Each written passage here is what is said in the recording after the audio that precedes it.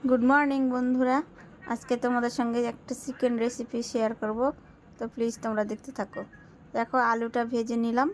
आलूटा भाजार पर फड़ंग दिलाम, जीरा फड़ंग दिए पेঁয়াজ रसुनगुलो सब भेजे निচ্ছি। हालका लाल लाल भाजा हो गेছে তখন লবণ আর হলুদ দিতে হবে। তো লবণ হলুদটা দিয়ে দিয়েছি।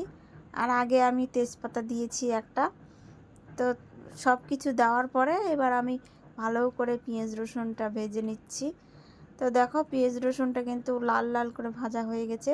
ওখানে আমি মাংসটা ধুয়ে রেখেছিলাম, মাংসটা তুলে নিয়ে দিয়ে দিলাম। তো দেখো মাংসটা দিয়ে হালকা একটু কষিয়ে নিলাম। তারপর আগে থেকে আলুগুলো যে ভেজে রেখেছিলাম সেই আলুগুলো দিয়ে দিলাম। আলু দিয়ে একটু ভালো করে কষিয়ে নেব কিছুক্ষণ, তারপর একটু জল দিয়ে ঢাকা দিয়ে দেব। তো দেখো প্রায় একটু ভেজে নিয়েছি, কারণ মাংসটা একটু না ভাজলে ভালো লাগে না খেতে, যেহেতু মুরগির মাংস পোলট্রির, সেজন্য। তো একটু ভেজে নেওয়ার পর দেখো জল দিয়ে দিলাম। তো জল দিয়ে দিয়ে একটু ঢাকা দিয়ে রেখে দেব। তারপরে তোমাদেরকে দেখাচ্ছি। দেখো একটু ঘেটে নিচ্ছি। আর কালারটা কিন্তু আমি যেখানে রান্না করছি কালার, সেই জায়গাটা খুবই অন্ধকার, সেই জন্য কালারটা বোঝা যাচ্ছে না। তো দেখো কষিয়ে নিয়ে তারপর আবার জল দিয়ে দিয়েছি।